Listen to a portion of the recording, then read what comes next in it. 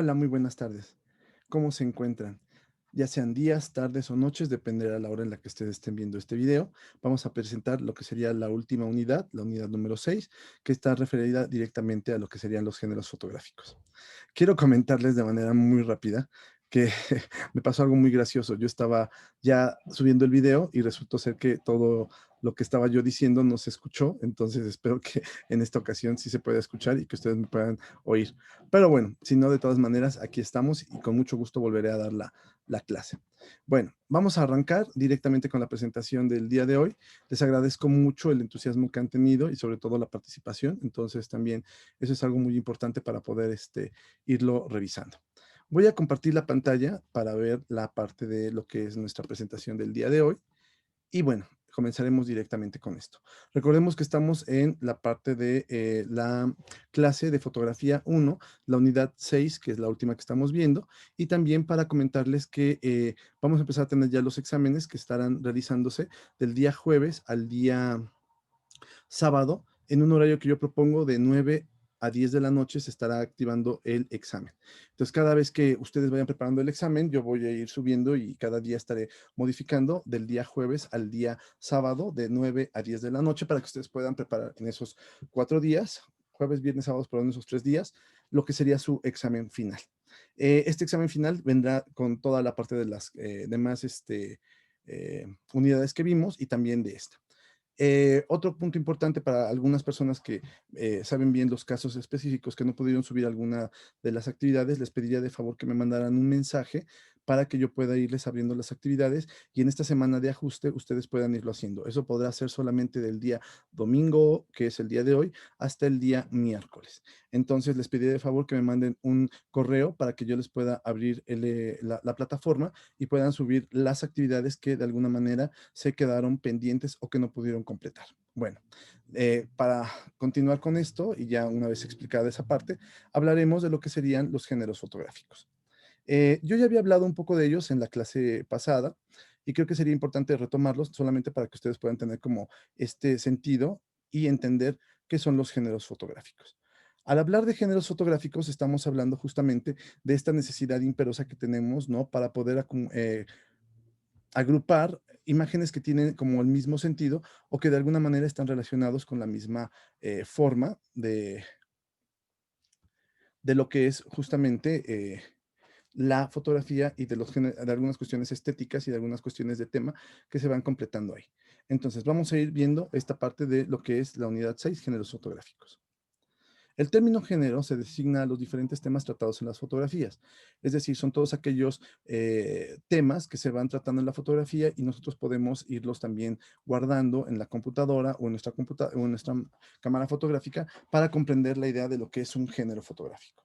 A partir de aquí vamos a encontrar que el principal uso del concepto de género en fotografía servirá para disponer la ubicación de las imágenes y facilitar su posterior localización en los archivos fotográficos. Hay muchos concursos que son exclusivamente de un género como el retrato o de paisaje y que, bueno, uno tendría que entender cuáles serían las características propias de cada uno de estos géneros. Las fotografías del mismo tema se colocan, por lo tanto, juntas y esta proximidad, más que física, es el resultado de compartir las referencias que pueden ser por tema, por composición o por elementos que se están justamente retratando en la imagen fotográfica. El siglo pasado existía muchas revistas de fotografía, entre ellas una de las más populares que era Popular Photography, que era una de mayor tirada a nivel mundial, y ella estableció ciertas categorías para sus fotografías, como animales, travel, que es viaje, y scenic, que era justamente como escenas, retrato y familia, enlace computacional, fotoperiodismo, deportes y acciones, creativa y artes finas, naturaleza, glamour y candidez o humor. En este sentido, la fotografía empezó a adquirir como justamente muchos valores para poder comprender cuál de todos ellos podría ser la forma en encontrar justo esta relación de proximidad con las imágenes fotográficas. Toda esta diversidad nos lleva a concluir que como Las funciones de la fotografía se pueden mezclar y básicamente uno va a poder establecer sus propias categorías y que estas son creadas según nuestra conveniencia. Sin embargo, para fines académicos y fines de este curso, yo propondré justamente un cuadro en el cual estaré explicando lo que serían los 4 géneros importantes de la fotografía. Entre ellos vamos a encontrar lo que sería la escena preparada, la escena encontrada, el hombre presente y el hombre ausente. En este sentido, me gustaría comentar y decirlo de esta manera para que podamos entendernos. Estas, digamos, funciones de géneros que yo propongo van relacionadas justamente con el hombre, porque la fotografía es del hombre y para el hombre, y directamente lo que se encuentra en una escena preparada y una escena encontrada. Me refiero a escena preparada a todo aquello cuando uno utiliza la iluminación, cuando uno utiliza un espacio preparado justamente para la toma fotográfica, y la escena encontrada será todo lo contrario, cuando uno sale a la calle con su cámara y puede encontrarse algunas cosas que son interesantes. Visto de esta perspectiva, entonces hablaré de lo que sería el primer género. El primer género tiene que ver con escena preparada y hombre presente. Esto sería el retrato. El retrato justamente es una escena preparada porque justo uno se prepara o prepara como fotógrafo directamente al motivo o el sujeto para poder ser fotografiado. En el caso contrario, tenemos directamente lo que es la escena encontrada y el hombre presente, que ya lo vimos también con el nombre de reportaje. El reportaje o el documental será justamente esta serie de elementos que se van a tomar de personas que no están directamente en un lugar para ser fotografiados por el fotógrafo, es decir, fueron encontrados. Situaciones, por ejemplo, de guerra, situaciones, por ejemplo, de sociales, ¿no? El periodismo, la fotografía de deporte y de calle, que se podrían convertir en subgéneros fotográficos del mismo reportaje. En el caso del retrato, uno de los subgéneros más interesantes, pues está relacionado con lo que serían las selfies. Nos vamos a la otra, que sería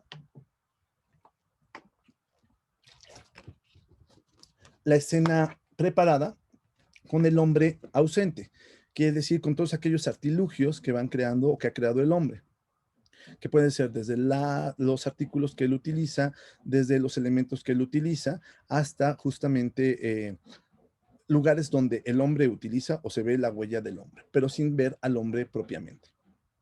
En este sentido se le va a denominar bodegón, y el bodegón es una escena preparada justo con un hombre ausente. En el caso de la escena encontrada con un hombre ausente, se le va a denominar paisaje, pues justo es cuando uno va en la calle y puede encontrar situaciones donde el hombre está ausente, pero podemos ver su mano bien creada. Y en ese sentido podemos encontrar elementos como el paisaje natural, el paisaje urbano y el paisaje abstracto. Cabe resaltar que el desnudo, por ejemplo, se puede considerar como un subgénero fotográfico que puede estar directamente entre lo que es el retrato y el bodegón, pero que también lo podemos encontrar en el reportaje y en el paisaje. Y por otro lado, también encontramos la fotografía de advertisement, que yo le pongo advert, pero que se refiere a la fotografía publicitaria, la cual trabaja justamente en todo un entorno con retrato, reportaje, bodegón y paisaje. Dicho lo siguiente, comenzaremos a analizar cada uno de los temas. En el caso de la fotografía de retrato, recordemos que con la aparición del daguerrotipo, ¿no? Este invento que patentó Louis Daguerre, la fotografía comenzó a tener una serie de se popularizó demasiado, justamente porque había 3 motivos para generarse un retrato en la vida. Uno, cuando nacíamos; dos, cuando nos casábamos; y tres, justamente cuando moríamos. En este sentido, esta fotografía resultaba ser mucho más, la fotografía resultaba ser una técnica mucho más práctica para poder obtener una imagen, a diferencia de un retrato que podía ser muy caro, ¿no? Y que podría ocupar mucho tiempo. Por lo tanto, la fotografía llegó a sustituir a la pintura en ese sentido. Vamos a ver algunos ejemplos, ¿no? Esta fotografía, por ejemplo, post-mortem, que es una fotografía donde se popularizaba el hecho de retratar a las personas ya muertas, y una vez muertas, el cadáver se colocaba justo al lado de la familia para dar como esta intención del último retrato que podría tener, ¿no? La persona antes de ser enterrada. En esta imagen encontramos, ¿no? A una mujer con su hija, la cual ya ha fallecido, o había fallecido, y lo que hizo el fotógrafo fue colocarla junto con la madre en este sentido para dar esta idea de que están juntas y convertirlo en la última imagen o el último recuerdo que tendría la madre de su hija antes de enterrarla. Recordemos que los estudios fotográficos nacieron y prosperaron gracias a los retratos, es decir, la gran demanda que suscitó el retrato es que justamente los grandes estudios fotográficos de aquella época en Europa y sobre todo en México y en Latinoamérica, que eran países que apenas también estaban adoptando, digamos, el invento, se convirtió en algo muy popular. Por lo tanto, la fotografía de retrato fue algo muy, muy interesante y también muy que podemos encontrar en todas las épocas, ¿no? Hablando del siglo antepasado hasta este siglo. Así vamos a encontrar ejemplos como Nadar, ¿no? Y este retrato de Jean-Charles de Bourou.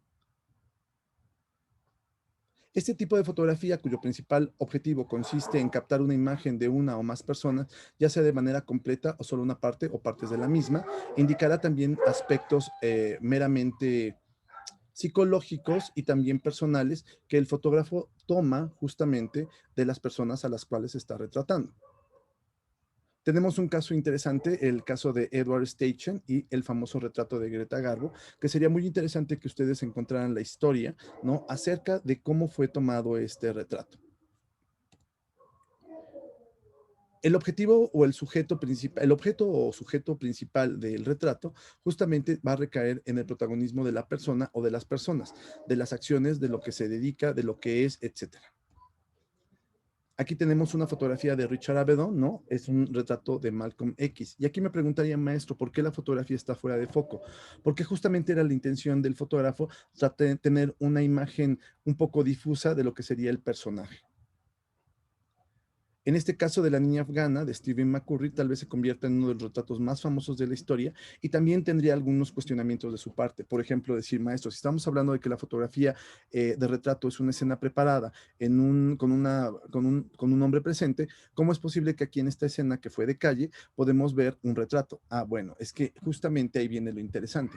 En esta escena de calle, en esta escena encontrada, McCurry lo que hizo fue colocar a la modelo o colocar el objeto sujeto, ¿no? Directamente en una pared de fondo verde, lo cual hacía que contrastara y contrastara y se resaltaran los ojos del personaje. Sin embargo, también es muy interesante porque en este sentido podemos encontrar, ¿no? Los elementos de iluminación, cómo la luz proviene directamente de una fuente muy marcada y eso hace que el retrato adquiera todavía una mayor preparación. Tenemos otro caso, Philip Halsman, ¿no? Y estos retratos que le hizo a Salvador Dalí, que de verdad yo recomiendo que busquen así Philip Halsman para que vean cómo es que de repente un personaje puede ser retratado a partir de un elemento importante. En este caso era el bigote. Otro de los retratos interesantes sería este de Alberto Corda, que ha sido uno de los retratos más famosos de la historia, por lo menos de la historia del siglo pasado, que es el Che Guevara. Y esta imagen del Che Guevara se ha convertido en una de las imágenes más icónicas a partir de la descomposición de la imagen para convertirse justamente en una referencia icónica. Otra fotografía de Arthur Sasse, ¿no? De Albert Einstein, en donde podemos ver a este personaje científico en una actitud bastante desenfadada, lo cual hace que justamente contraste con las características que uno esperaría ver de este personaje que fue Albert Einstein. Richard Avedon, que también trabajó, ¿no? Ya lo habíamos visto anteriormente, fue uno de los mejores retratistas y también uno de los fotógrafos de moda muy interesantes del siglo pasado. Y cómo no mencionar a David LaChapelle, que ha hecho una serie de fotografías de retrato, ¿no? En donde justamente se ven todos los elementos de una escena preparada, el fondo, la disposición, la cuestión teatral que se va a manejar en cada una de sus fotografías, justamente obedece a esta idea de la escena preparada con un hombre presente. El caso del bodegón tiene que ver, recordemos, con el hombre ausente y la escena preparada. En este caso, el bodegón es aquella fotografía en la que son representadas una serie de naturalezas inanimadas, alimentos o similares, generalmente en planos cortos con encuadres cerrados, caracterizados por una iluminación muy cuidadosa. En este sentido, tenemos un ejemplo que va de lo artístico, ¿no? Pero que también tiene una connotación meramente como bodegón, que es la historia de un libro de Joan Peter Wittig. maestro, pero si me está diciendo que es un hombre ausente, porque aquí veo la cabeza de un ser humano, porque justamente esa cabeza se convierte en un elemento inanimado, es decir, es un cadáver, no es el hombre como tal. De hecho, algo interesante en los trabajos de Whitkin es que muchas veces estos cuerpos, ¿no?, aparecen completamente inanimados para dar esta idea de incorporarse con la composición de lo que él está haciendo.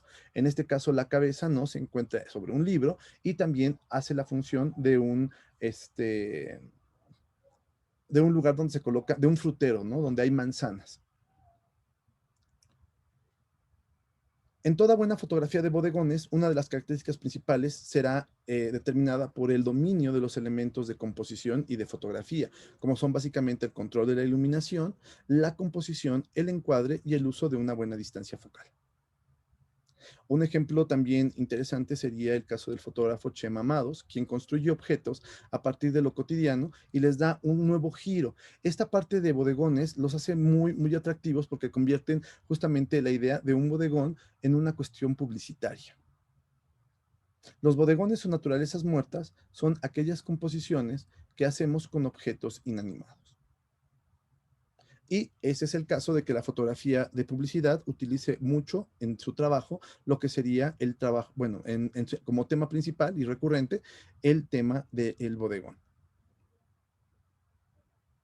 Otro elemento interesante es el género del paisaje. Recordemos que el paisaje será esa escena encontrada con el hombre ausente.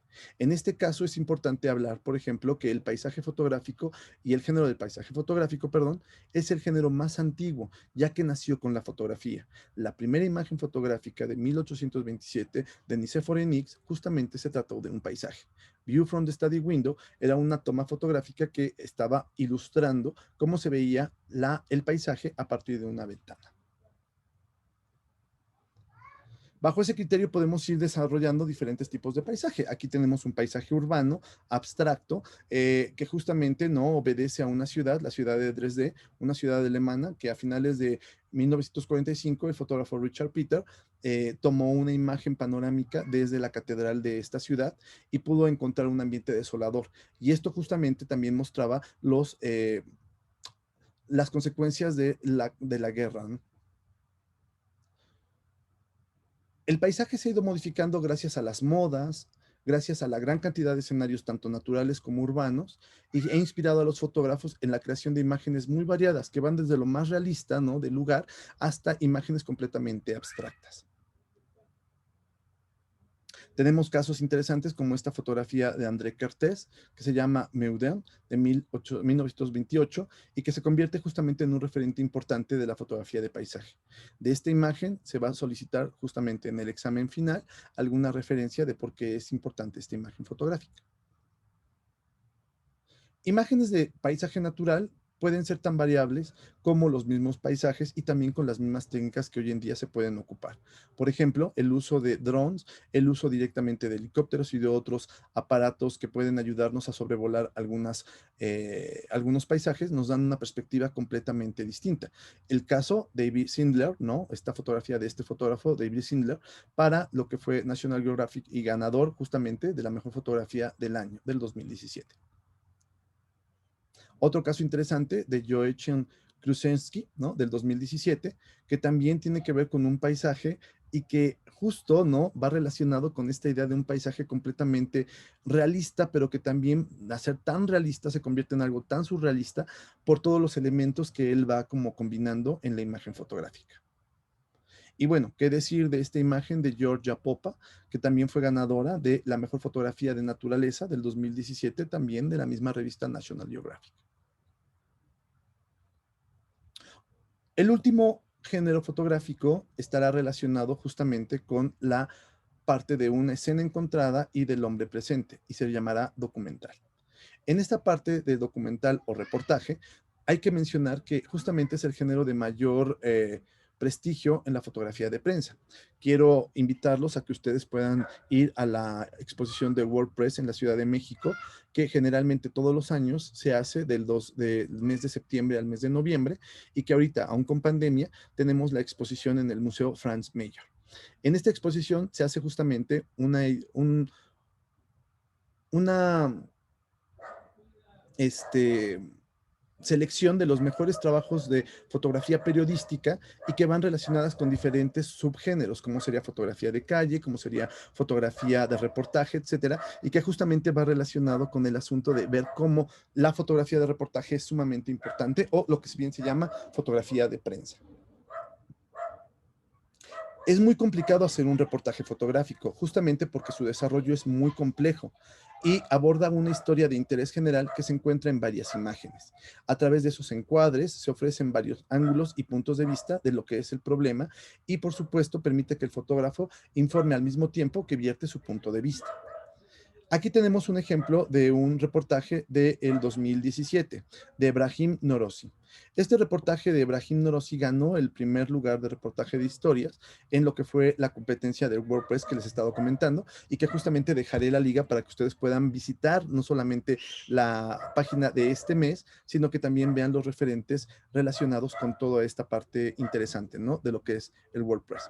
Aquí vamos a ver la historia de una mujer que fue atacada directamente por haber abandonado a su marido y el marido lo que hizo fue justamente vertirle ácido en el rostro, pero en este acto tan canalla también se llevó entre las patas a su hija y el fotógrafo Brahim Norozi denuncia justamente este punto de lo que pasa en estas sociedades de Medio Oriente y cómo de repente hay una violencia infame contra la mujer. En ese sentido, las imágenes van a ser todo un recuento de la historia de esta mujer con su hija a partir de cómo ella vive su vida y también algunas vicisitudes que se va a encontrar más adelante. El caso de que ella pierde la vista, su hija le reconstruye en el ojo, pero ella realmente queda ciega. Entonces, en ese sentido, vamos viendo una historia que no se completa en una sola visita, sino que justamente se desarrolla en un lapso de tiempo y lo interesante es que también el fotógrafo tiene que estar justamente en el medio para poder comprender las situaciones que están pasando. Entonces vamos a ir viendo la historia, ¿no? Aquí se presenta la mujer ya una vez con todos los estragos de la violencia que recibió, ¿no? A la hija que justamente también tiene la mitad de la cara quemada con quemaduras de tercer grado y esta relación que él intimiza con los personajes de su historia para poder nosotros como espectadores comprender todo su afán. En esta fotografía hay algo muy interesante que él describe, que dice que en la época de verano en Medio Oriente justamente el ambiente es mucho más húmedo y entonces la niña durmiendo con el sudor propio de que ella emite, esas gotas de sudor le irritan la piel y le generan dolor. La madre que está ciega lo que hace es buscarla con las manos para abrazarla y de alguna manera reconfortarla.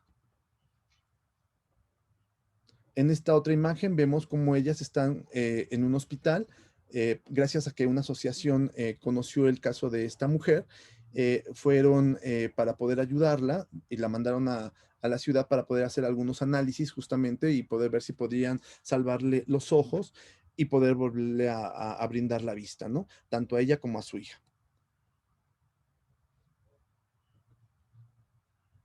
Aquí hay una foto, ¿no? De la niña justamente ya en este centro de ayuda. Aquí tenemos a la niña feliz, ¿no? Con su mamá. En la ciudad, él comenta, ¿no? Brajinoros y que ellas tienen que irse cubiertas, ¿no? Porque la gente las ve con mucho desprecio y justamente como una forma, como si fueran unos monstruos. Aquí están haciéndole algunas pruebas a ella para ver si es apta para poder tener la operación. Desafortunadamente, su hija sí puede ser operada, sí le rescatan el ojo, pero a ella ya no la pueden operar, ¿no? Y justamente termina la serie con ella rezando y pues siendo como un acto de, pues sí, efectivamente como de resignación, ¿no? Ante la situación de que nunca va a recuperar la vista, pero que sin embargo su hija sí va a poder tener o poder hacer una vida lo más normal, ¿no? Posible. Como nos dimos cuenta, en esta parte interesante de los géneros fotográficos, y me iré justamente a la, a la parte que hemos estado platicando, es interesante ver cómo estos se mueven, ¿no? Directamente y que también podrían estar combinados. Por ejemplo, el caso del reportaje, no solamente hay un retrato o hay retratos de la persona, sino que es la historia contada a partir de estos retratos que son en escenas encontradas. Es decir, el fotógrafo alude justamente a eso que está pasando para él poder tomar la foto. Él no les pide que actúen de una manera, él no les pide que hagan cosas de alguna forma. Y también esto puede estar relacionado con bodegones y también puede estar relacionado con paisaje. Lo que nos hace otra vez llevar, ¿no? Esta idea de que la fotografía es completamente inclasificable. Sin embargo, esta idea de generar géneros fotográficos o de tener una idea de clasificación nos va a ayudar básicamente para poder colocarlos, ¿no? En ciertos cajones y poder identificarlos, más que nada. Ese es el punto de los géneros fotográficos, identificarlos y poder generar el trabajo que justamente tenga más relación con el género que más nos guste. Bueno, pues esto fue básicamente la clase, la última clase del día de hoy, y lo que me encantó de todo esto es que pude compartir con ustedes algunas pequeñas cositas que yo sé que les van a servir mucho, que yo sé que para ustedes va a tener mucho sentido y que de verdad espero de la mejor manera que les pueda ayudar en su formación profesional. Si tuvieran alguna duda, por supuesto, pueden contactarme por el correo y pueden pedirme cualquier tipo de ayuda. Yo estoy para eso, para servirles, y creo que es mi responsabilidad como maestro guiarlos y seguir en esa parte de la guía. Estoy yo en la Universidad de UM justamente desde hace ya 20 años y estoy dando estas materias, así es que, por favor, si tienen alguna duda o cualquier cosa, aquí háganmelo saber para que yo pueda con todo el cariño del mundo y sobre todo con toda esa gana y entusiasmo que puedan mostrar, pues ayudarlos directamente en esta parte del proceso. Quiero recordarles de nueva cuenta, ¿no? Que el examen los exámenes serían, las fechas de exámenes, perdón, para esta modalidad en línea son el jueves, el viernes y el sábado. Y yo estoy proponiendo el horario de 9 a 10 de la noche para que quede abierto ese día, en esos días, el examen y ustedes puedan ingresar en el momento en que sea conveniente, ya sea el jueves, el viernes o el sábado. No hay otra prórroga para este examen final y también es importante que recordarles que esta semana es la semana de ajustes. Entonces, si ustedes pueden mandarme un mensaje, por favor, del día de hoy, domingo, hasta el día miércoles, para que puedan decirme cuáles son como las actividades que yo podría ayudarles a reabrir para que ustedes puedan subir, en el caso de las personas que no subieron actividades y quieran ponerse al corriente, no lo que sería su calificación al final del día. Recuerden que esta modalidad es en línea y que la calificación se hará prácticamente a partir de la sumatoria de las actividades que se tengan. Pues muchísimas gracias, sin más que más, les agradezco mucho, les deseo el mayor de los éxitos y espero que en algún momento pues podamos como realmente poder seguir con esta parte de los cursos. Mi nombre es César Méndez Rodríguez, les deseo de ver lo mejor, el máximo de los éxitos y nos estaremos viendo, ¿no? Más adelante. Bonita tarde, bonito día, bonita noche, según sea el caso. Nos vemos y hasta luego.